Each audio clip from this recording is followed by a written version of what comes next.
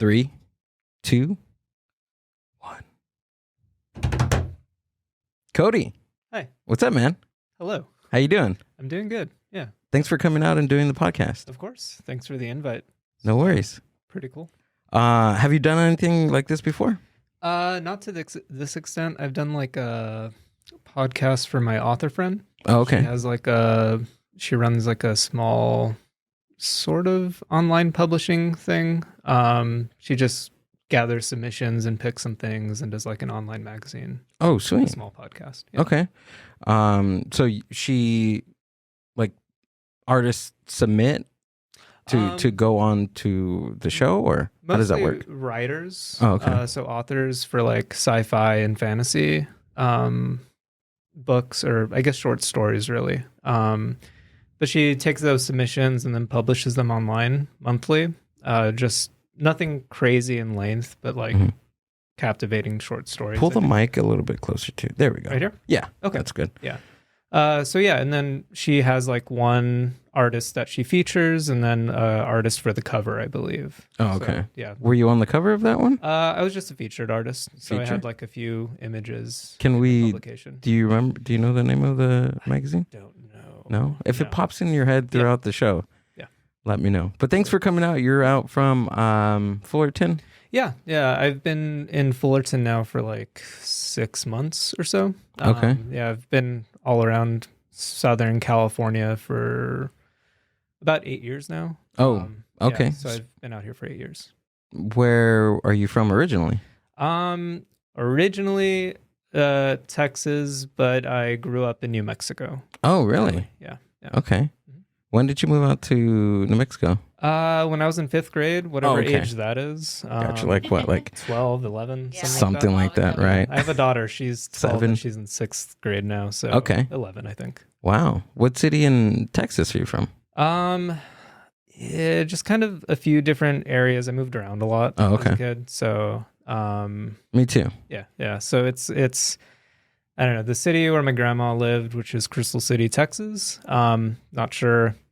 No one probably knows where that is. I just know where Houston is, Dallas, and Austin. Yeah, so it's like south of Austin. Oh, area. okay. So just that part of Texas, like between there and Austin, like San Antonio, Austin, there. So yeah. So majority of your youth, you were out in New Mexico. Yeah. I consider that's where I grew up, just because I think that's like the formative years where you really like find out who you are, I guess, and kind of what you like is that age and everything where you develop. So You're a badass painter, dude.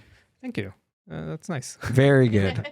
Is that where you first picked up a brush? Yeah. I think like most artists, everybody kind of like drew in sketchbooks or in class and stuff. In high school, I got really into the idea of like being an illustrator for comics. Okay. I don't know if you know the comic book 30 Days of Night. It was like this kind of, it's not super small, but it was made into a movie in like 2006, something like that. The movie didn't do very well. The comic is really cool. It's by Steve Niles and this artist Ben Templesmith. The artwork really captivated me as like I was like into like metal music and darker music and stuff in high school. Still am, but like cool. Yeah, it looks pretty dark. yeah, it's like very just grim and like gritty. But I really fell in love with Ben Templesmith, and I followed his like what he was doing after that, and he started writing his own comics and making his own comics. I didn't exactly do that, but I just like that idea that he could do his own thing. And then from there, I was just trying to pursue that at 17, 18, unsuccessfully. But that's where I was like, oh, maybe this can be a career. And then in my first year of undergraduate school, just at a state school in New Mexico, nothing fancy. It's like a small art department. That's where I started actually painting with oil paint. I'm like, oh, Okay. this is what like feels natural and what I'm trying to do with watercolor, which I wasn't really achieving with that medium. But with oil paint, it just made sense. So It kinda first clicked. you started oil painting and then moved to water? Watercolor first. Watercolor first. Yeah. Okay. And then just because that's what I had access to, and that's like, I didn't know oil paint was a thing. Like I was just like, oh, there's watercolors and markers and color pencils, and that's it. And so oil painting I discovered and took a class on in college my first year, and that's where it all kind of like I got my foundations of like just knowing what it is and like how to prep surfaces and things like that, like very basic stuff. So what's the difference between oil and water? So the watercolor. Sometimes you have to talk to me like I'm a 2-year-old. Sometimes I just want to. Throw that out there. I've been doing like painting since since I've been 18. So it's like it's just second nature for me to say. So it makes sense. Yeah, it's very But oil paint is just pigment suspended in literal oil. So like usually like a linseed oil, which you ask me what linseed is. I don't know. It's just, I know that's what it's used. So it's just suspended in that. And basically it has more malleability. You can move it around a lot more. It has more working time. Watercolor is usually used on paper. And kind of absorbs into the paper. You can do it on canvas too, but it's just kind of you use water to thin it out. And oil paint is only thinned out with like a medium but isn't water, mineral spirits, which I don't know what mineral spirits is, but it's toxic. So it's like not water. Yeah. You definitely don't want to drink that, right? Yeah, not at all. My mom oil paints. Oh yeah? Yeah. Yeah. It can be messy and it's involved and there's a lot to it, which I think is why I didn't know about that as a kid, because it's just like watercolor, water. You get it from the sink. Yeah. Simple. Yeah. I like the smell of it though. That's pretty. I know it's probably not good. Of the oil paint? Yeah, the oil paint does smell good, but it's like the mediums you have to worry about. Oh, okay. And like the things that you clean your brushes with, that's like the stuff that can be toxic. So yeah. So besides water and oil, is there any other type of paint? Yeah. There's acrylic, which is pigment suspended in gum arabic, I think is what it is. It's basically when it dries, it kind of dries like plastic. Oh, okay. So it's like you can get that. You can even get acrylic paints at like Walmart and stuff. And, So some of it's like when I look at some canvas paintings, they have like some like texture, like thick, hard texture to it. Is that acrylic? That can be. Yeah. Sometimes, I mean, usually what you see in museums where it's like really thick paint, it can be acrylic, but most of the time it's oil paint. So it just depends. I don't know. It's hard to tell sometimes. Sometimes it's really obvious if it's like very just lush, I guess, versus like kind of plastic looking. Okay. Sometimes there's you can hardly tell the difference though. So a lot of that technology of like developing the paint and stuff has come a long way. Where like I know like my professor in undergrad had talked about like he didn't like the look of acrylic paints, but why didn't he like it? There's just like a plasticity to it, and it just doesn't have the same look to oil paints generally. Okay. But if you work with it enough and you understand how to achieve what you want to achieve, right? Manipulate it a little bit. Yeah, okay. it's so comparable now. If you know what you're doing, you can get it to look like oil paints. There's a lot of stuff where it can get the look of it. It won't be 100%, but it'll be like 92% or something like that, close to it. There's like a few things that you can't exactly do what you do in oil paint in acrylic, but you can get pretty close. Oh, okay. Yeah. There's a lot of paint nerdy things. Sounds like a lot of nuances with that. Yeah. Well, I mean, if you've been doing it for as long as you have, you kind of get all the hang of it, right? Yeah. I obsessed over it once I started painting and like got really probably obnoxious about it. Yeah. And now I'm just like, whatever. Use whatever. But I think that's like, as a creative person, you get very obsessive about an art, like about, at least for me. I mean, I get obsessive about, one thing that I'm like, if I'm editing a video or if I'm doing a podcast or something, I become very obsessed. Like I get very OCD, and that's all I want to think about. That's all I want to talk about. That's all I want is search on YouTube, search on Google. Yeah, like these mics and stuff. I'm very much into audio stuff and like just like more on the music side of things, but still it's just like really going down that rabbit hole of like all the gear and like the cables and like why these are better than that, and then there goes like 5 hours of like just searching like cables. 5 hours, 5 days. I haven't even seen Amber to check in on her if she's okay. See, I just get the nicest looking ones. I'm like, all right, these look nice. Yeah. Well, there's a lot more to go into that. I know. Besides them looking nice and everything. But my craft is food, so okay. Yeah, I get you guys. Her art form. Yeah, she makes the food and I eat all of it. Nice. As we can tell. But besides, painting and doing what you do you go out and go check out art shows? Yeah, I feel like I haven't lately. So typically I do. Oh, okay. I actually like a year and a half ago, started working at a gallery in Los Angeles called Think Space Projects. I used to go there all the time, and then a few other gallery openings and things like that. And there's a lot of artists that I follow that I like have loved since I moved out here and before. So I make sure to like go to what shows I can. But now that I work at Think Space, like I'm there, I work the openings there. What are openings? My friend was telling me about some openings, and I didn't really get into asking him what that is. It's like shorthand for like an opening reception of a new exhibit, basically. Okay. So like another show, like Think Space Projects, for example, they have a show once a month. So at the beginning, the first Saturday, typically, they have a new show, so a new lineup of artists, new art on the walls and things like that. And there's an opening reception, and basically it's like, come hang out. Like Think Space, it's basically a party. Like they're one of the other owners, LC, he DJs, so he just has his DJ set up and just like blasts great music all night. And then there's free beer, free wine, free water. What is it? Liquid Death, free Liquid Death. Okay. So I have Liquid Death in the refrigerator if you want one. Good. I'm good. I have LaCroix. Okay. Yeah, thank you though. But yeah, they make a party out of it because they believe in art. They believe in the artists, and they just want everybody to be there and have a good time and remember it and things like that. So it's That's cool.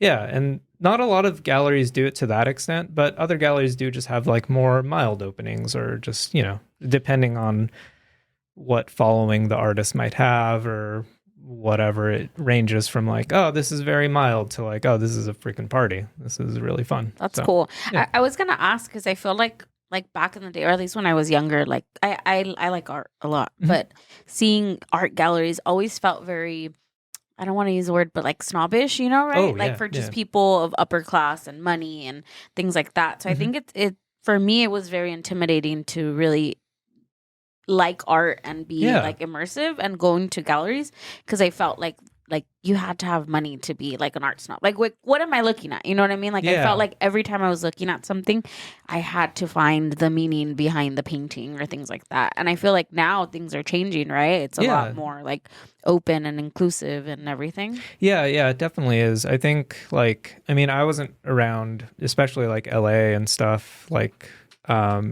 in the 80s and 90s, when like art galleries were like very like selling painters that are just coming out like thousands and thousands of dollars, and like it was kind of exclusive in that way. But it still is to an extent, I guess, but it's a lot more open, and just things are more open to everybody now, and like almost anybody can have an art like gallery if they can have the funds to like open a space and just invite friends and just make something of it. And it's pretty cool in that way. Yeah, it's more like now it's more achievable, right? Like yeah, I think so. It's always going to be hard to start any type of new business in that sense, but if you can do it, then yeah, anybody Yeah. can. Well, it makes total sense. But if you become really obsessive about the thing you're doing, I'm pretty sure you'll find a way. You'll find a way to make it work. Yeah, exactly. Have you been out to the Cheech in Riverside? I haven't. Should go out, dude. It's really cool. I was there the opening weekend, but I didn't have tickets to go in. So, But I was just there hanging out. A few of my friends were outside, nice. like vending. Oh, really? Like that day, it was like a big, like almost like art walk, but not on the typical first Thursday art walk out there. Okay. It was just like a Saturday all day event thing. But yeah, I'd need to go in. Yeah, it's really cool. When was the last time we went out there? Do you remember? It was a few months back, maybe right? Like in October. I want to say like the first week in October, around there. Yeah, and the reason why I ask you about the opening, because a friend of mine has a bench that he painted in San Bernardino that was on Route 66, and they moved that bench into the Cheech. Oh, really? Yeah, it's really awesome. Adam Aguilar, fucking amazing. He's I've known him for many years, and I'm really proud of him for him to get that art piece in there, and it's fucking cool. He posted it on his story. See if you can pull up a picture of that. I didn't know that you were able to sit on his bench, because I haven't been out. Like, I've seen it in pictures, and I remember him, painting it and stuff. And you can like go there and you can sit on the bench. Oh, that's cool. Yeah. I didn't know that they're able would to. Let you too. Yeah.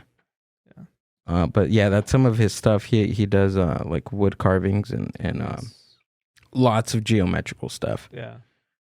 He's done the podcast too. I don't see his bench on here. Oh, there it is. There it is. Oh, nice. This is when I was out in the street. Oh, that's cool. Out in the street, chilling. That's so cool. But yeah, I asked him how long he's going to keep it there, but I guess I don't know if I can say this on the podcast, but they moved that out. They moved it early for an opening, and he told me, "Oh, for an opening." I was like, "Oh yeah." I was trying to make it seem like I knew what the hell he was talking about. So now I know he's now you know. Now I know why it's there. Yeah. But they're holding the space. But yeah, it's right there. I encourage everybody to go out to the Cheech and check it out. Yeah, I need to go. A lot of my friends had stuff in the opening, like that first chunk of time. I think they just changed over the whole exhibit from what I saw. Okay. But I know like a few friends that had stuff in there, which amazing. Do you know if they move stuff around and they add pieces and move pieces? I think the way it works is there's just kind of like the permanent collection of things that they kind of just like rotate in and out. That's usually how most museums operate, is they have like a stash of artwork basically, and then they just kind of plan programming around, like say there's a certain theme, they'll just pick and choose things that kind of work with that. Generally, that's kind of how it works. And then sometimes they'll like just curate other artwork from other museums or something, or get stuff on loan from other places or artists to have another exhibition in there. Because I think that place probably has like a few different rooms. A few different rooms. So they probably have like different exhibition opportunities in there. See if you can pull up some artwork from the Cheech. So it probably looks a lot different than October of last year then. Probably, yeah. There's a good I feel like it just changed over exhibitions. I'm not 100%. There we go. The Cheech Marine Center for Chicano Art Center. Yeah. Riverside Art Museum, and it's pretty cool too. The architecture is really nice. Yeah, it's really cool. I think we got a shirt from there too. Yeah, they said it was a library, right? Library before. Yeah. These are here. Those were there before, right? When we went. Yeah. Wait, what does that say? Together, we hope to bring every aspect of Chicano art to this region as well as the rest of the world. We have something wonderful to give, Cheech Marine. And they said a lot of it is his collection. Like he owns. That's really cool. He's a big like Chicano art collector, which I didn't know until like maybe 7 years ago or something like that. And then I think the only reason I knew is because there was like an announcement of like this opening up or plans to open it up. Oh, so it's been in the works for quite a while then. I think so. Really? I think so. Yeah. Dang. Yeah. I didn't know about it until October of last year. Yeah. But yeah, these are the new exhibitions. So yeah, they do change out quite a few. Cheech collects permanent collection. Permanent collection. That's cool. That's how they do it. Imagine having, is that like the artist like dream maybe to have like their own museum of artwork? I don't know if it's what's your dream? What's my dream? Yeah. Just to be able to create like what I want without having to worry about financial stuff. Just being comfortable, like not being super rich or anything, but just, you know, taking care of my daughter and like having a house or something. Nothing crazy, but I think it's, I don't know. Some artists do want like to own a gallery or something like that. I don't know. It's weird. I haven't talked to too many people about like what they want to do with their like their ultimate end goal thing is. But like for me, it's just I want to like I also play music and I want to just be able to write when I have ideas and then just paint when I want to paint. Like there's been times where I have a day off and I just am able to make the most out of it. Everything lines up and then I can be like, let me sketch this out. Let me paint this out. Oh, I have this idea. Let me go record this guitar thing really quick. And then like, okay, I have that idea to finish that painting now. So then let me go do that. And then like, it's just this whole day of just like that's creativity. Awesome. And it's just like, those are like really, really good days. It feels good right at the end, right? Yeah. Yeah. Creating something. Yeah. Yeah. That's how I get with even like with music too. Like I'm not the greatest guitar player. I'm not the greatest singer, but just putting something, you know, in the laptop, recording something in the computer and just playing back at it. And knowing that you got your idea out into the universe. Yeah. Because ideas leave. Yeah, they do. If you don't get them down. Yeah. My phone, what is it? Audio recording is just full of like little like beats and rhythms that I have. And just like I'll hear something and that'll get stuck in my head. I'm like, I better record this before I forget. Cause I've done it plenty of times where it's like, oh, I'll remember that. 5 minutes later, I'm like, I've totally forgot. Yeah. No, that is exactly that happens to me, especially like when I like, cause I like writing jokes and I get like a premise in my head or something, you know, I'm stuck in a certain situation throughout my day that I'm like, you know what, this could work. This could be funny. I can, you know, throw this can be comical. Yeah. And I have like a 5-page notes of just premises and jokes that I write throughout the day. Or you'll just text me. He'll text me something random, and he's like, "It's for a joke." I'm like, okay, I won't respond to it.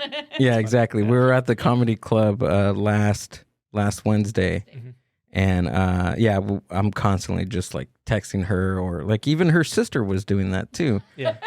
Yeah, everybody in her family is a comedian. We're all comedians. We're all comedians. We all think we're comedians. Yeah, do you ever do stand up? I host a open mic in Paramount. Oh, okay. I do it once a month. Nice. And it's a music open mic. It's poetry. It's comedy. I throw in some of my jokes in between, bringing in artists. Cool. And I even get so many good ideas just off the cuff, not even thinking about it. Yeah. I think that's like a nice to like let that be open. Yeah. Like, and just go with it. Like that's in painting. I feel like I'm getting to that point now where I can just kind of like, there's some idea in the moment. I'm like, oh, this can work here, instead of like, I used to try to plan everything so meticulously and then just try and execute that. And I lose these little moments along the way where it's like I could have not overworked something and it could have been really nice, but then I kind of lost that in the moment. Yeah. Just kind of going with it. Feel like I'm learning to just go with it. And it's kind of nice to not be so rigid on that stuff. Yeah. I think I excel more in that type of environment because of this, like podcasting. Like there's no script. Yeah. You and I are just having a basic conversation, just talking. And I think I've used that skill and pushed it towards when I'm in front of an audience. Yeah. And I don't know, it's becoming natural to me. Yeah, that's good. That's good. Yeah. That's terrifying to me. Yeah. But also another thing too is like even with comics like that I've talked to and just thinking about it, and they like I said, 5 minutes of material, right?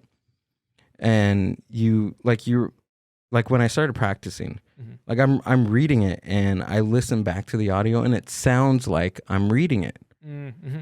But I think now what I have to do, I have to memorize it and I have to perform it like it's not memorized. Yeah, I think that's where I'm not having trouble, but that's where the practice is. Yeah. Making it sound like it's natural. Yeah. And I'm having conversation. Yeah, that's crazy to me. That's nonsense. I don't know.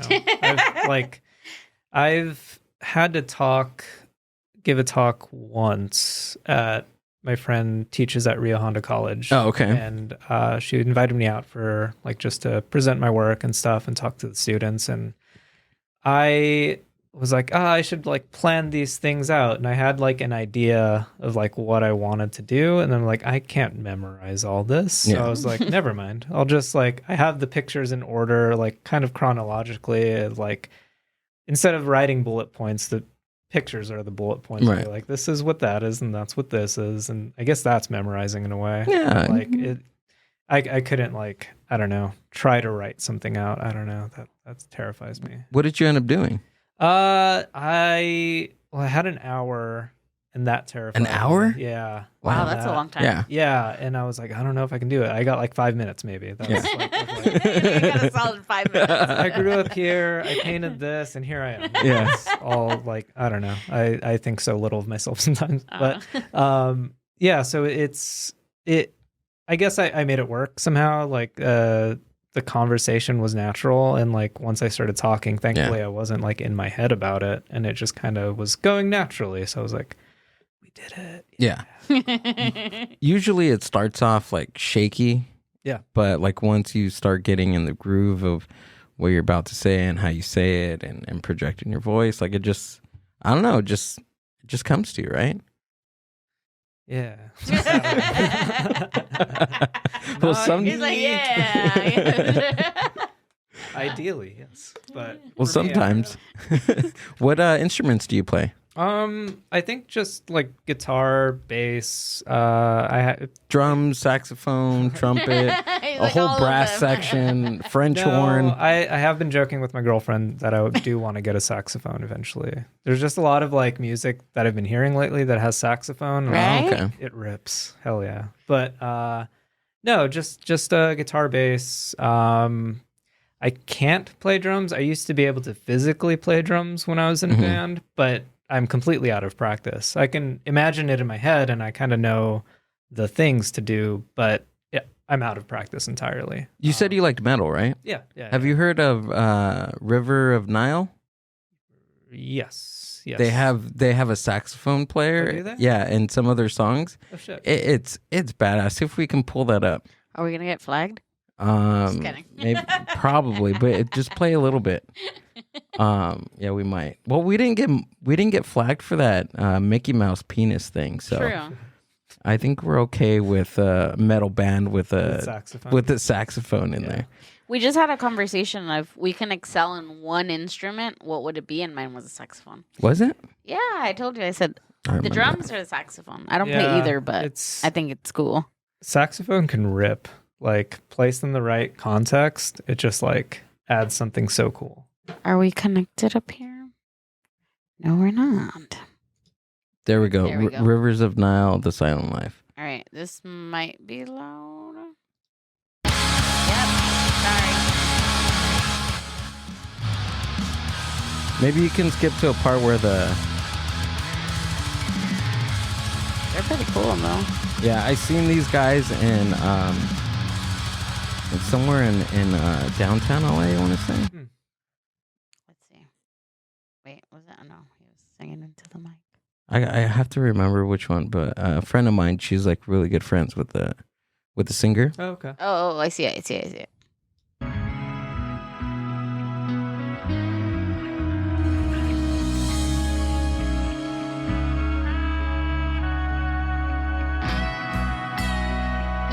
Just rips. Yeah. That looks like a tenor saxophone, I want to say.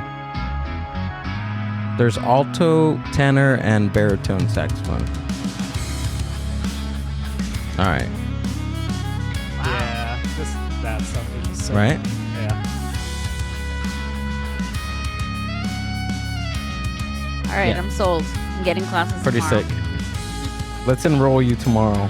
All three of us will. We're all enrolling We're tomorrow. all enrolling at Sam Ash.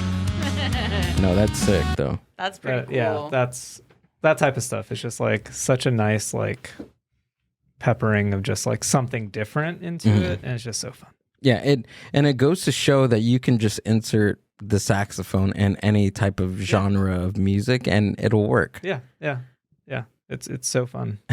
But yeah, like that and drums. Like I always love watching drummers play. Like I don't know, I love watching most musicians play. Like I always say like I don't like country generally, especially like pop country, like the stuff that's just garbage. Yeah, me personally. I agree. Watching like a country band play is just like something else. They're so like tight as musicians, and it's just always just like, damn, they're good. Like just watching them from a side, like I can get into the music at that point. I don't know if that's technically like pop country, but like just watching musicians play is always fun.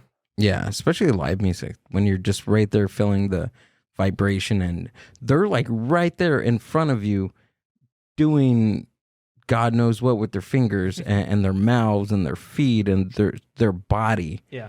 And producing something that your ears are picking up and bringing out an emotion to you. Like that's amazing. Yeah.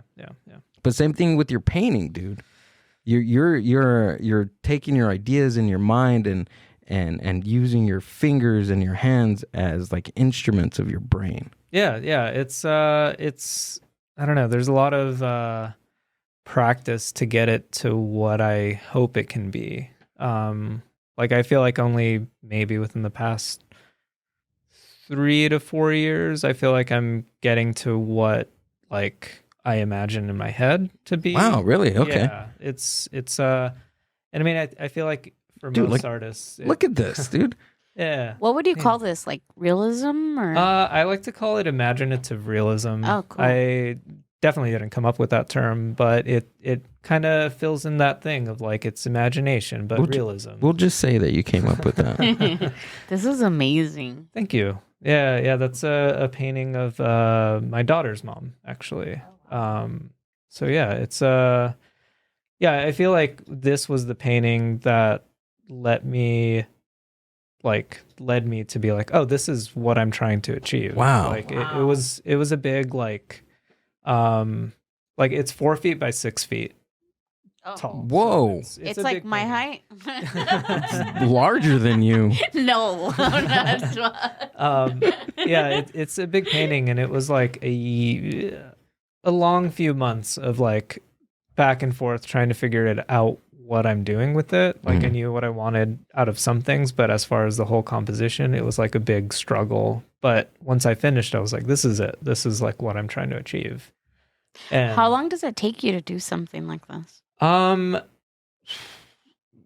it doesn't take me that long of a time. I used to think I was a really slow painter in grad school just because I would take months trying to figure things out as I'm painting. But I think this painting specifically might have been about 3 weeks of working on it. And like I have a day job, so it's like working on it before and after work and stuff like that. Because these paintings for my solo show, I was trying to like, I guess, rush to finish just because life comes up and I work and everything. So yeah.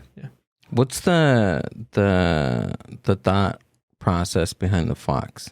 Oh, it's a red panda, actually. It's a red panda. Mm-hmm. Okay, I got that totally wrong. It's fine. I mean, that's where the Mozilla Firefox thing comes from. Okay, I remember that. Firefoxes. Oh, yeah, because they do look like foxes. Yeah, but and they're real. Yeah, they're real. They're real animals. Yeah, red pandas. These look cute. They're adorable. Can we look these up, please? What are they called? Red panda.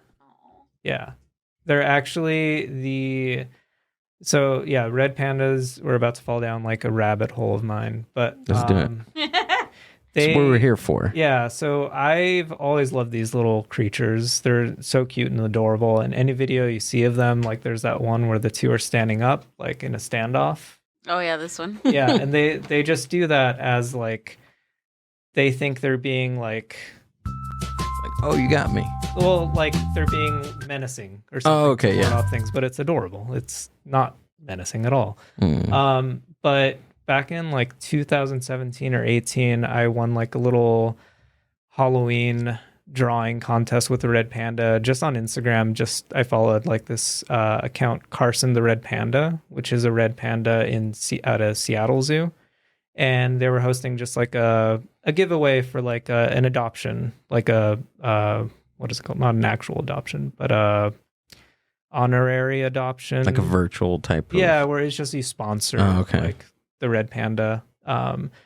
And I had won it, and since then, like I got really just into like the conservation of red pandas because they're like endangered and everything, and their habitat is like, you know, not completely destroyed, but it's being rebuilt and things. But there's this place called the Red Panda Network, and they do conservation in I don't know.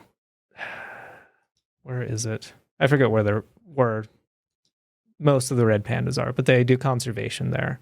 And I've just been obsessed with them since. And like, I haven't painted them too much because I feel like I have to honor them in a way. Okay. And I want them to be used for specific things in my paintings that mean something. So there's this painting which I titled Guardian. And in one of my other paintings of my daughter, which is in another post on here, you see it like perched on her shoulder, like looking out. And one. Okay. And then in my head, it was just like, oh, this is her guardian. Like very, oh my gosh, dude. sort of like what's that? His Dark Materials. Yeah. That show. I don't know if you saw that No, show I on haven't, HBO. no. It was the book also, but it's in this like alternate world where people have like animal companions that are like they can talk and everything.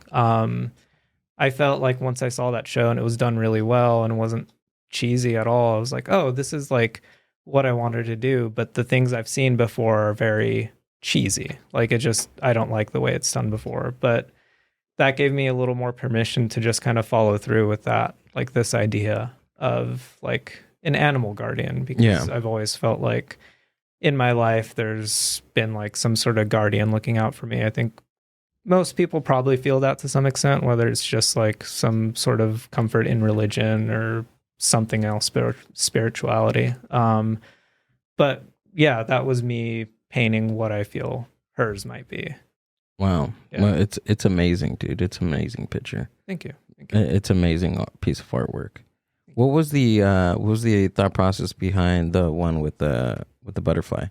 I love butterflies. Yeah. So it's if you see the butterfly, it's like kind of like bright pink, and then it's kind of dissolving. As you see, it's kind of like bluish gray, and then there's like pieces dissolving from it. With the red panda with the blue background. Oh, this one. Mm-hmm. Excuse me. Okay, I see that. Yeah. So if I had an up close piece, there's like little like pieces dissolving from it. I've had this a bunch of drawings I do have these like animals that are kind of on fire, and they're like emanating flames and smoke. And in that kind of body of work, they're all just drawings, so it's usually just grayscale. the animals basically are in flames, like burning, and it's kind of like a virus is too strong of a word, I guess, but it's kind of like how people catch ideas from each other, like that are very alluring, but ultimately they're dangerous. But it's like how something is shiny, it can be shiny, but it's dangerous. Like I've always felt like a lot of animals are very beautiful and alluring, but dangerous. So it's like the way I did those drawings, it's just like each one of them end up being contaminated with like an idea or something like that. So it's like they get these glowing eyes and then they start smoking. And then with the red panda, I was like, well, it would be cool to have one where it's like the red panda kind of like not tames, but can kind of like calm that down or something. So that's like, I like the idea of narrative, and like how I was saying earlier, like I really love the idea of comic books and creating your own story and stuff like that. Like this is what I'm trying to do with my artwork now. Gotcha. Like tell a story and not necessarily do like comic panels, but like have there be a world I'm building. Okay. And I mean, it's prevalent. You're able to articulate, a story behind your painting instead of just painting something and saying, well, there it is. There's just a red panda and he's holding a butterfly. Yeah. Yeah. I mean, it would be nice to just, I don't know. I can't just paint something and not have like something I'm building up behind it. Like as I'm working or before, like I came up with a sketch for the red panda, 2018, I think. Oh, like okay. I had this little sketch in my sketchbook, and I would think about it every now and then. I'm like, I don't know if I want to make a painting yet. Like I sketched it, I like the idea, but there's nothing to it yet. And then I came up with that painting, the idea of that painting with my daughter with the red panda on it. I was like, oh, this is what that is. This is a continuation of that. And like I just added the story behind it, and it became much more meaningful than just the image itself. How long was it in your notebook before you started painting it? I guess for almost 5 years. Wow. Yeah. Yeah. Is there a lot of your paintings have that type of No. Some story of them, to it? I mean, the story to it, yeah, I think so. Most of them do. Yeah. But I guess what I'm asking is like that evolution, like you're sketching it in your book. Like that length of time? That length of time No, between. definitely not. Oh, no? No. Like sometimes I'll, like how you're saying you have those ideas of your like jokes you want to write down and stuff. Sketchbook is like the same thing. Oh, okay. And it's just like, oh, this is a good idea. And then like I'll come back to it later and be like, no, this is a shit idea. I'm like, oh, no, this is still a good idea. Like I'll think about it for a long time. And like, well, that stands the test of time. And sometimes it'll just be like, well, I have a show coming up, and this is the general theme. Okay. And then I'll sketch to that, and then it'll just be immediate. Like within a week, I'll start painting. But sometimes it just sits for a while. That was an example. That was probably the longest time. 5 years is a lot. Yeah, yeah. And I would think about it like multiple times a year because I was like, I like that idea. But there's like nothing quite behind it yet, aside from just like, I mean, you look at it, and I think with any art, you can put like your own personal history behind it and the way you look at things, and if it's a narrative or not, you just put your own ideas onto it. So I could have painted it and just come up with something, but I feel like it has to have something to it. Yeah. Yeah.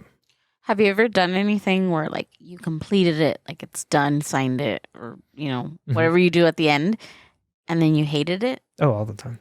Yeah. What do you do with it? If it's going to a show, it's just going. Like I'm committed. I'm not just going to be like, I don't like it, so let's not do it. I'm just like committed to it. And it with like my solo show, for instance, like I feel right now in this moment, I feel like more positive than negative about it. But like after I was finishing the paintings, I was like, this painting sucks. Like I was finding all these flaws in it. Really? I was like, yeah. It's just like, this sucks. And then like a few days later, I'm like, it's cool. I don't know how I did that. That's crazy. Yeah. And then it would just waver like back and forth. And like right now I'm like with the same piece, you go back and forth. Yeah. Okay, I can see that. Yeah. It just depends on like, I guess, my mood. Like if I'm in a shitty mood, I'm like, my painting sucks. But like it's I feel confident. Like right now in this moment, I'm like, they're good paintings. Right now you're good. Yeah. In a few days when I'm mad about something, need something to take it out on. Take it out on my painting. Yeah. Okay. Isn't that crazy how like it's the same like process, like just thought process, us throwing or you and I just throwing something, on a piece of paper and going back at it every now and then and just piecing it together. And at the end of all that, it just evolves into something that we like or hate.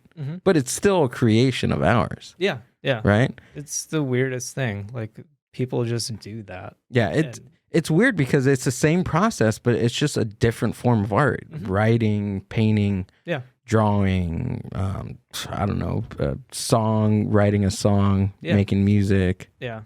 Words to me, I suck at writing and I just like, I can say some ideas, but I'm not coherent. This whole time I'm like, I'm not coherent at all. Okay, but, like, perfect. Me too.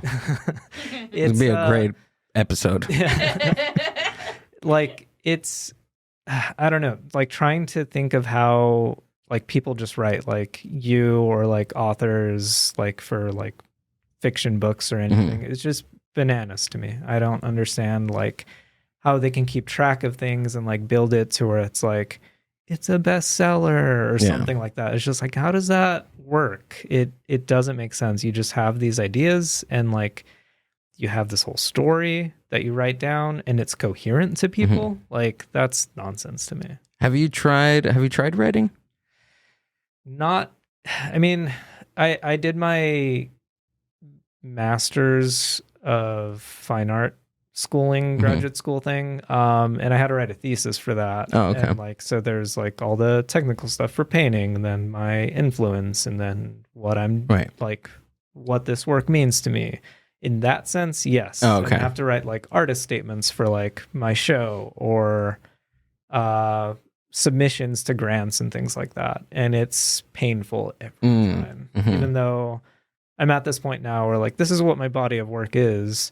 And how do I condense it to where it's like 4 sentences that make sense with each other? There we go. Like thankfully my girlfriend helps me like edit down and like makes things coherent. And, awesome. like, everything flows. Like, how writing should work. Yeah, you can't have like a 5-page essay, like clipboard underneath one of your paintings. Yeah.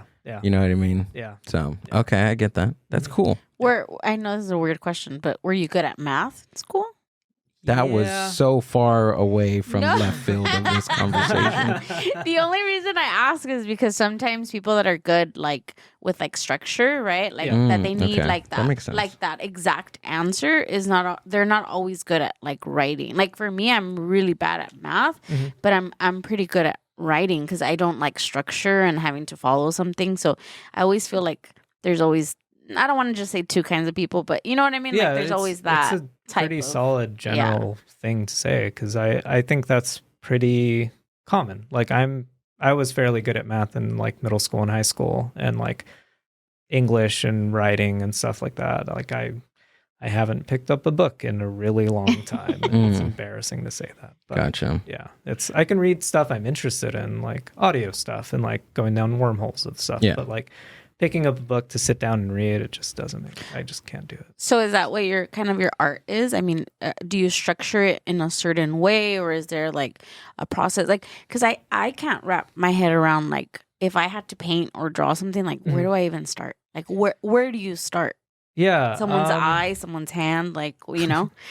Yeah. It's, this is like super art nerdy, but it's like usually, I mean, I guess it makes sense with writing too, that I'm saying it, but it's like you go from like general to specific. And I think that's like applies to like probably every medium of art. Like you just start with general things and then you work down to like the specifics. Like a premise, and then you do your topics, and then you do your subject.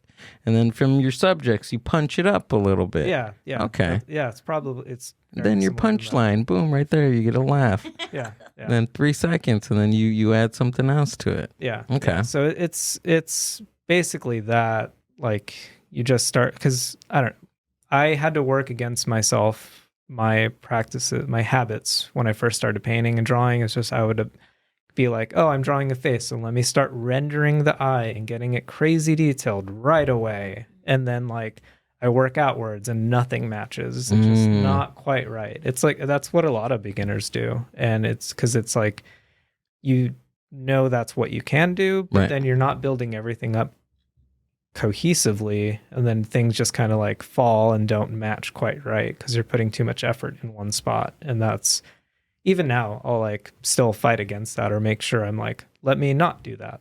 How far into your art did you make that realization? I think, let's see, I started painting in 2010 a lot, like seriously, I guess. Probably by like 2014 or 15. And it was like, that was after like a few times where people were like, stop doing this. Like instructors were like, don't do that yet. Like, get everything up first. Right. Get everything fleshed out to the same point, and then you can go in. And it took a lot of that hitting me over the head before I'm like, oh, don't do it. Okay. Like, that makes sense. Yeah. This guy's telling me not to do it. This person's telling me not to do it. Yeah, you know what? Yeah. I think I might believe them. Yeah. So it took a while, just because I don't know, is that like being obsessive, and like I'm also very stubborn. And so it's just like, no, I think I know what I'm doing. And I was like barely into it. I was like, I know what I'm doing. I think that's all creatives, right? I think so. Yeah. Most probably. I think we have just this weird brain, like weird part of our brain that just, I don't know. There. You know how there's like characteristics of like murderers and serial killers? Yeah. It's probably the same gene, but like different in a creative, artsy, fartsy type of way. Yeah. Totally. But that's the beauty of art. Is like, there's no right or wrong, I think, in any art form that you kind of do, right? Or no? I mean, because you can go to school for art, right? And they teach you like fundamentals of it. But... Yeah, usually. And I think, I don't know, there's like the problem with like schools and stuff is they have like, this is what it should be. And then people think, oh, this is what it should be. And they take it super seriously because you're young, and generally somebody older than you is telling you this is what it should be. And they don't realize like, oh, this is just one way. And like, I don't think there is any right or wrong with art in any form. Like, things that I don't like, for sure. And I think that's only something I'm like, maybe within the past 5-6 years, I'm like, oh, I can just not like something and it's fine. Like, I don't have to be like, that sucks. Yeah. And just be an ass about it. So it's just pretty much it's subjective. Yeah. Right. When it comes down to it, yeah. Yeah. There's a lot of stuff like I see at galleries where I'm like, why did this sell? Why is this in here? Yeah. Has anybody told you, like, to your face, like, they didn't like a piece, or maybe like a harsh criticism or something? Not necessarily that they didn't like it, just more like, oh, this is really dark and weird and like creepy. And like, why'd you paint this? I'm like, well, like, and I answer them and they're like, oh, okay. And I don't know what they expect from that type of comment. But I mean, I think that's fine. Yeah. Like, I know now, especially the past few years, that like my art isn't going to be for everybody. Yeah. And like, there's some artists that they can just hit the nail on the head for everybody. Really? You think so? Maybe not everybody, but close to it, right? A lot of people. Yeah. And like some that just, you know, I'm not that person, and that's fine. Like, as long as I can like keep creating and expanding and trying to make the story that I'm trying to make visually, then I'm pretty happy generally. How often does your style change, like throughout the years? Have you seen like a change in? I think there's in your art. Yeah, I think this past show that I did, the body of work, is a lot more. There's a lot more color to it, a lot more, maybe not vibrancy, but just a lot more. It's not as dull as it used to be. Like I used a lot of grays, and there was high contrast of like super bright colors and stuff, but then everything, like a lot of stuff wasn't like super colorful. And I feel like now I'm just using a lot more color in a smart way now that I feel like I know what I'm doing. And before I was like, I don't know how to do that. So I'm just sticking to like this very narrow like path of like, this is what I know I can do with these colors. Right. And now I'm like, oh, I can do anything. Like, what do you think that is? For me, it's because I just didn't have the experience of like, let me try doing this. Oh, okay. I see. I guess I didn't feel like I could fail. So I had to keep trying to do what I knew how to do. Yeah. And rather than like taking the time to experiment and like seeing what colors work with what and how much chroma, which is just the intensity of color, and like the value of things, which is like bright and dark, and like just seeing what I can do with that. And now I feel like I have a much better grasp of it, and I feel confident in just choosing weird colors and like making it make sense within itself. I see. Yeah. That's fucking rad, dude. Thanks. What t-shirt are you wearing? I keep looking at that. It's fucking awesome. Colorful. Yeah. It's this artist Skinner. Skinner? Yeah. On Instagram, he's the Art of Skinner, I think is what it is. I think if you just type Skinner, it'll pop up. But he's in the Bay Area, I think. 2 ends? I think so. 2 ends, yeah. Yeah, it's really cool. I've been looking at that. Like, yeah. Skinner. I mean, I guess I know the one that says Skinner Podcast, that is his artwork. So I might have a link, like his theartofskinner.com. Yeah. Dang, he has some pretty cool stuff. His stuff is really fun. He's been one of my favorite artists, like when I first started painting. Like his stuff is just so like, I feel like he's one of those people. He has a niche, obviously. Yeah. Like of like people that like horror and like comics and things like that. He's like a space cosmic horror ink dude. Stuff is so fun. It's just like he does comics now, and oh wow, he like does fine art stuff and does vinyl toys, and yeah, he's just a creative. Dang. That's like super inspiring to me. Do you think that like, because I know like a lot of artists who come out like, and I saw that you had merch and things like that. Mm-hmm. Do you think that's like, I don't want to say evolved, but it's a thing now, right? Like, yeah, like that's a way of potentially owning a piece of your artwork. Yeah, right? yeah. I think it's makes art super accessible, and I know like even maybe I don't know back in like the late 80s, early 90s, prints and stuff, like prints of artwork were really like shunned. Like people looked down on that type of stuff. And that since I've started doing artwork, that was not the case at all. Like 2010, like just people made prints, and it was a lot of like more people like Skinner, who like I had prints of back then just because I could afford that type of stuff, because it was like little small pieces of artworks that are like reproductions and affordable and not originals. And that also is a way that artists can make a living now, because not everybody can afford like a piece in a gallery that's like thousands of dollars, even if it's like $1,000. Yeah, like that's a lot of money for most people. For me, that's a lot of money. Like I can't afford my own artwork. And yeah, making things like t-shirts and stuff, just thankfully a lot of that technology is just more accessible and easier to do all these things now with like Procreate on your iPad, which is like, iPad's an expense, but like Procreate is a $10 thing or whatever. And then that allows you to do so much. And yeah. Do you start on digital? It depends. Depends. If I'm in a rush, yes. Oh, okay. Ideally, I would like to do like, so earlier when you were talking about different mediums of paint, there's also gouache, which is like a weird word. It's GOU. I like that one. I have to remember that. ACHE. And it's kind of in between watercolors and acrylics, because it it has a weird working, and it has a certain characteristic to it that's really nice.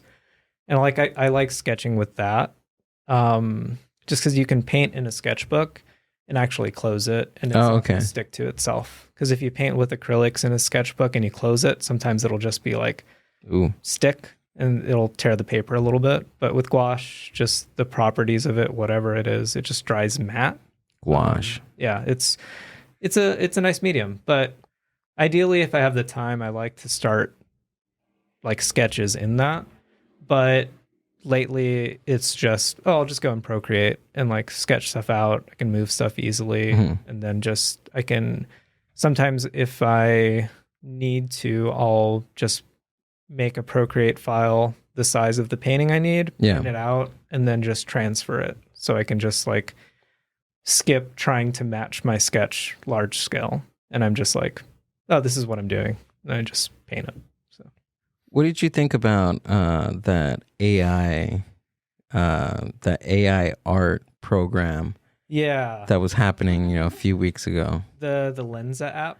Was that's what it was called? I think it was one of them. There might have been more. There was more, right? Probably, yeah. I mean, there's like the AI generator thing, which is just before Lensa, where it was just people were just making things and whatever. You like type in a word you type in like a phrase or something. Like a subject in this style of this artist and whatever. And you just kind of keep trying different key phrases till you get what you want, essentially. Like, I think the more specific you are, the closer it gets, and you just keep trying. I think it has potential to be something cool. Technology is like always advancing. There's always going to be something new. There, like the accessibility of GarageBand in Apple computers was also a thing where people in studios were just like, this is garbage. Like they were all up in arms about it. And it's not necessarily the same thing, because I think the problem with the AI's art stuff is that it's mining from other artists that aren't consenting to their images being like mined. Oh, okay. And that's the problem with it, I guess, aside from like tech bros and AI art bros that are very just like calling people draw cells, like as an insult. Like draw cells, what is that? Draw incel, like you drawing incel, or like a draw slave or something like that, like as a derogatory term. It's so silly because it's just like, I don't know. It was kind of the same with NFTs, how people were like very, like a handful of loud people were just like, oh, it's the future, bro, like get with it or don't. And it's just like, it's a little arrogant and a little silly. And look where it is now. Where is it now? Probably not good. No, I haven't looked into it, but I've heard it's not where it was a year or two ago. Still don't get it. Like, what did it stand for? Non-fungible token. I know too much about it. Still don't get it. Much. But yeah, I don't. It worked for some people, and some people made money. Good for them. But I don't know. I like the idea of an online collectible, but all the things surrounding it were just a little weird and very like scammy. Like people put a bunch of money into it and be like, come on, join in, we're making money. And then like all that money went away, and then people lost a lot of money. It's probably like a pyramid scheme. Like there's someone at the top. Yeah, right? Exactly. Yeah. I mean, I can't say for sure, but it seemed that way heavily. Weren't like children making NFTs? Like there was like a little boy that got like super rich off of the little drawing he did. Like anybody can make it, and it's just like you just get a JPEG, you through some process that I don't know, you just mint it, which makes it like reproducible, even though it's a JPEG. I don't understand that specifically, but that's the idea of it, that it's a one of one thing, and then it just gets passed around and sold and like auctioned and whatever, and people make money somehow. I don't know, but AI art, anybody can make it, which is fine. Like anybody can have Photoshop, anybody can have Procreate, but there's no inheritive like I don't even know if that's the right word. There's no like skill involved in it. Like I've seen posts of like people's tweets where it's like, I can't type in this one thing and I can't get what I want. Maybe in another 3 months I'll get what I want with like another patch upgrade. It's just like, well, you can draw. You can learn how to draw. Like I think anybody can learn how to draw if it's a practice. That's all it is really. And like, yeah, all this AI art, that was a funny story. That one, it won like a digital art contest or a digital art prize at an art fair, I think in Colorado. Whoa. And people were so mad about it, but I thought it is technically digital art. And if it won, then fine. Like, but I don't know. Where are the images coming from this AI thing? I'm a little confused. Is it like compilations of like actual artists' work? Yeah. It's just like mining information somehow. I don't know how it works exactly. But it's like pulling data from the internet and pulling JPEGs and understanding. Ooh, I like that one with the cow. And that's cool. It's just like pulling information from other sources and basically collaging them together, like within itself. So you're not necessarily doing it in Photoshop; it's doing it for you. Got it. And I think most AI has a tail. Like I can spot most of it. Like, oh really? There's a certain look to it for some reason because of whatever it's mining. It's the more popular something is, the more it'll like replicate that sort of. I'm kind of wrong on that. I don't know how to explain it exactly, but there's a certain look to it. And if you look at like hands, whenever it tries to like replicate hands, it's so wonky and so funny. And like there's people that did like, party scene in the early 2000s, like a bunch of people in a party, and like their teeth are weird, their eyes are weird, their hands, there's like multiple fingers. This is a human. Yeah. I think we can draw a human. Most people scroll down. I want to no, up. Yeah, there we go. There's an Alex Gray looking. You know who Alex Gray is? Right there. This one? To the corner. This one. That dude. Yeah. Oh, this one gives me anxiety. I'm sorry. I'll close my eyes while you guys look at it. Okay. The more popular an artist is, the more their style is going to be ripped off. Yeah. That's just the way it goes, I think. Because this does look like Alex Gray. Mm-hmm. It's like indicative of his style and the stuff he does. And I think that's the problem with it. I think there could be an ethically done AI where people sign up to be like, yeah, go ahead, use my stuff, right? Use these stock images. And I think that's fine. I think it's a good starting point for something. Yeah. Like, I don't want to discredit it entirely and be like, I don't know, somebody who just doesn't evolve with the times. Right. But I think the way it is now isn't the best. And then the Lensa app, I think that's when it became much more popular and like accessible, because people are like, oh, selfies, yes. Yeah. Selfies right away. Yes. Me as art. Okay. Like anybody will do that. And that's why it got so popular, because everybody was doing it. Like, did you see that theory that they had of like, this is what you really look like? Did you see that? No, I don't think so. So they were saying that people were doing the AI thing, right? And they were putting their face on there. And then people were saying like, oh, this doesn't look like me. But other people that actually know what because they say you really don't know what your face looks like. Yeah. Only in a mirror, and it's not even like the right depiction. Yeah. So they were saying that you yourself didn't think it looked like you, but other people that know what your face actually looked like saw like an uncanny like resemblance. So they were saying like whatever you look like on AI, like that was your actual face. Yeah. And that I could see that, because I don't know. I have like I guess everybody has like some body dysmorphia. It's like too extreme of a term probably for what I'm trying to say, but it's like, I think everybody has that to some degree. But yeah, just the AI stuff.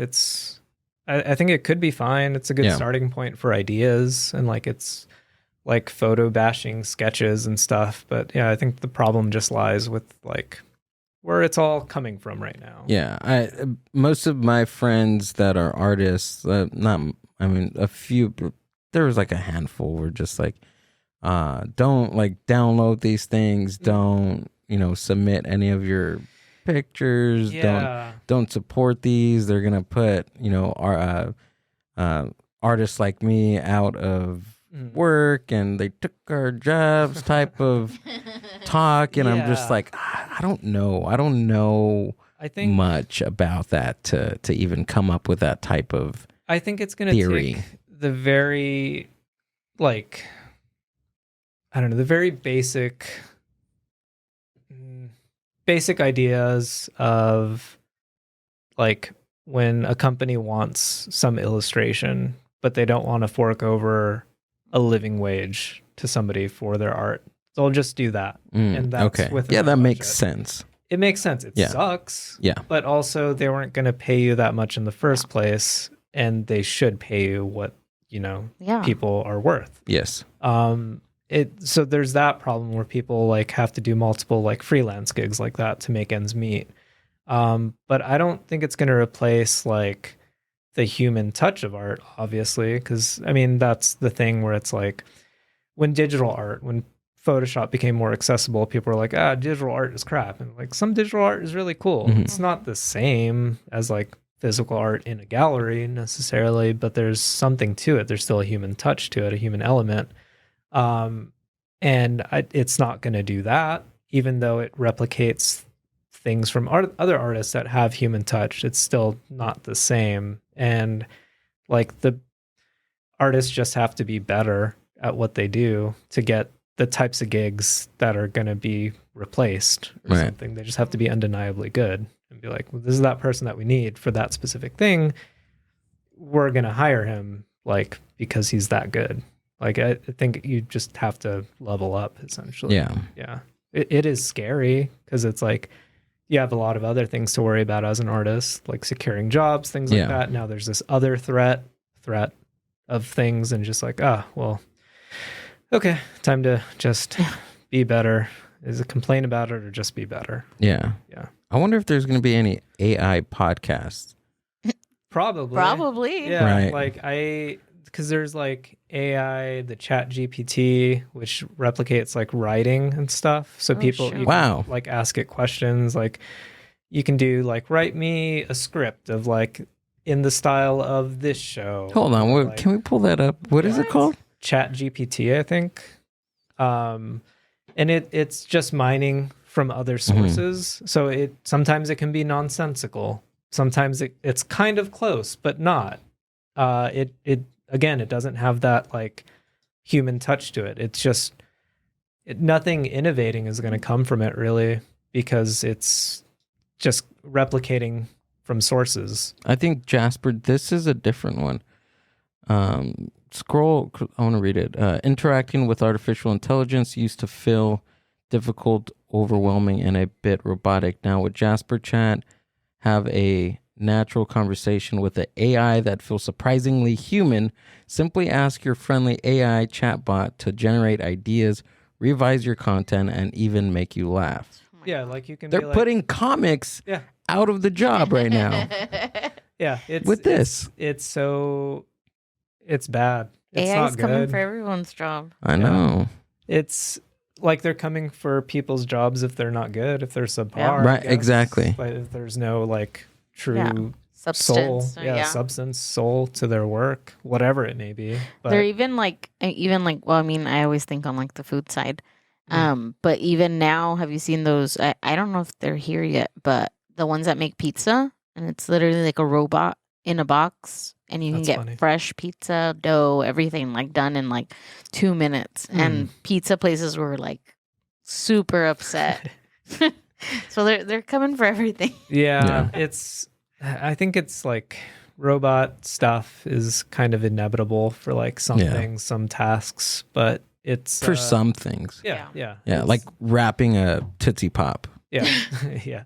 And it's, I think even in the industrial age, there was like uproar against like things. I don't fucking know history. Yeah, well enough, like putting like a bolt or something. Yeah. Something that Yeah. was just someone's all that job. mechanical process, conveyor belts and things like that. There was always uproar against something new. But And- I think something that I found very we went to Japan in November, and Japan is very into technology. I mean, I'm sure they're one of the leading, right, like creating things. But we found that for people in Japan, it's more of a convenience factor. So they create these things to make their life easier. Yeah. Everything is convenient. They want fast, easy, and convenient. Yeah, I think that's what it should be. I think the problem where people like with AI art is, I guess, people be like, oh, I just want something quick and easy. Like, I don't care about the artist's life, the artist behind it. Like, I think that's where probably a lot of artists are upset. Like, they just, it's another thing that they don't really care about. Like, even though everything is art, like the design of this microphone, the design of this boom stand, like everything is a design, which is art.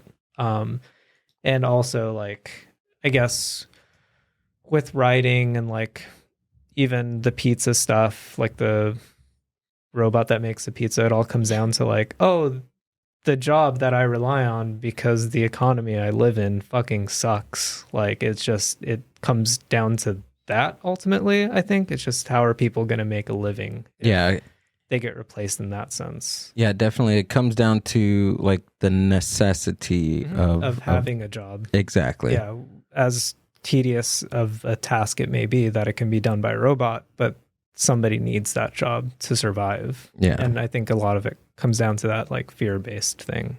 Imagine like your grandpa worked at like the Tootsie Pop factory and he lost his job wrapping Tootsie Pops to a robot. Yeah. Like, that has to be the most devastating thing Yeah. to think about. Yeah. And it's like, like I guess, I don't know if people, I was around for it, but when self-checkout things became an option, I'm sure some people were like, those are jobs. Yeah. But I'll go there when I need to, but I'll still go to a person when I need to. Like, it's sometimes more frustrating to deal with the self-checkout things. It is. Yeah. So it's like, it can be efficient, but also not perfect. Like, has that little human thing where it's like, oh, this is, somebody does this more fluidly, like a robot, where it's just like, scan it, place it. You didn't place it there. Yeah, even with the ramen, like when we went to a ramen spot in Japan, they had these big, huge, like panel looking things that had like all the options for ramen to add certain ingredients inside. And we're still confused because we did not know the operation side of it. Like, what do we do? There was still another person in the restaurant telling you how to order. Oh yeah. So there was still somebody there still trying to navigate, a guest on how to order, and you still needed a person to serve it. Yeah. I mean, even the order went in there, but you still needed a person there. Yeah. Like, the money got they're like that. The money all went into the machine, but you still needed another person. You still needed cooks. Yeah. Yeah. And I don't know. I don't know how ramen would taste if it was made by a robot. Yeah. It's cooking's one of those things where it's just like, You need a human touch. that feel of that like experience of making thousands and thousands of dishes, and you just know you just do this with the salt or pepper or any other spice, and just that, and that's enough for the whole dish. Yeah. And you're not going to get that with the robot. And I think that translates into art too, because I want to be able to see, the different mediums and, I don't know, maybe perfections and imperfections in it versus like digital art. I mean, I feel like everything we see on a daily basis in our phones could be constituted as digital art, and there's a different feel of seeing it in person than on the internet. Yeah, exactly. And that's a thing not everybody gets to experience, or I don't know, I guess being in California, it's like, oh, there's like a lot of art museums, and Los Angeles is there, and there's all these like contemporary art galleries. But like, I was in New Mexico from like 5th grade, like I guess 11 till 25, and up until I was like 18, maybe even 19, I had never really been to an art museum. Like it just wasn't on my radar. It wasn't accessible. It wasn't like the university in Las Cruces where I grew up, they had an art gallery, but it was small. It's like a state school. It wasn't the biggest. It's the program itself got a lot bigger now. They have a new building. It's fantastic. But like at the time and before my time there, it was like not the greatest thing in the world. But it wasn't a thing like for me growing up, and for so many other people not in like big cities. It's like that's not a thing, like growing up seeing art and stuff. So like most people don't know that, I think. And like I didn't know that, but then yeah, it just takes like the right exposure to it to be like, oh, this is like a thing you see in person, and it's not just on like a 4x6 screen or something in your hand. It's like totally different in person. Do you interpret it differently now that you get to see, art that way versus on a screen? On screen? I think so. I think I don't know, being so close to LA, like, and being in LA often, it's like I can see somebody posting about like, oh, this painting will be at this gallery like this weekend or something, and I can see it and I'm like, oh, that looks so amazing, and then I want to go see that in person. Go see it in person. But that's also me being an art nerd and like a painter, and not everybody does that. But I think it's I know like what I'm looking for when I'm going there. Like if it's striking in a image on like a JPEG, like I want to know if it's just as striking, if not more, in person. And there's people that can do that, and that's like what you want to achieve, because it's the worst thing in the world where you see a cool design, a cool painting on your phone, and then you go to the gallery and you're like, it's not that good in person. But yeah, half a tank of gas and it's not the same thing. Cody, thanks for coming out and hanging out with me. Of course, yeah, it's been great. And talking about your art, dude. And can we get that on the screen? Yeah. Cody Jimenez, ladies and gentlemen, please share your stuff. Yeah. So my Instagram is at Cody Jimenez Art. My website is codyjimenez.com. Super simple. I had a recent solo show that is up until March 17th at the Brand Library and Art Center in Glendale. Let's go. North LA. The hours are on their website. I don't know it offhand. I have my web store where I have some small originals, some prints, and I do have some shirt pre-orders right now. And that's codyjimenez.bigcartel.com. Cool. And all the links to Cody's art, his bigcartel.com, codyjimenez.bigcartel.com will be down in the show description. And thanks for listening, guys. And his links to everything are going to be on the show descriptions, including our links here at Mind Buzz Media. On Our Way podcast on YouTube is back now, and I'm hosting an open mic at Horchateria Rio Luna Cafe in Paramount, so come check us out February 16th. And that was it. Cody, thanks, man. Thank you. Thanks for coming out. Do we have anything else to share? I'm like trying to think. Not this month. Just our open mic. Come out to our open mic. February 16th. Come check me out. I'm going to be pretty cool. That's it. I don't know. Thanks, Cody. Thanks for coming out, man. Appreciate it. Are we still, there we go. The Mind Buzz Podcast.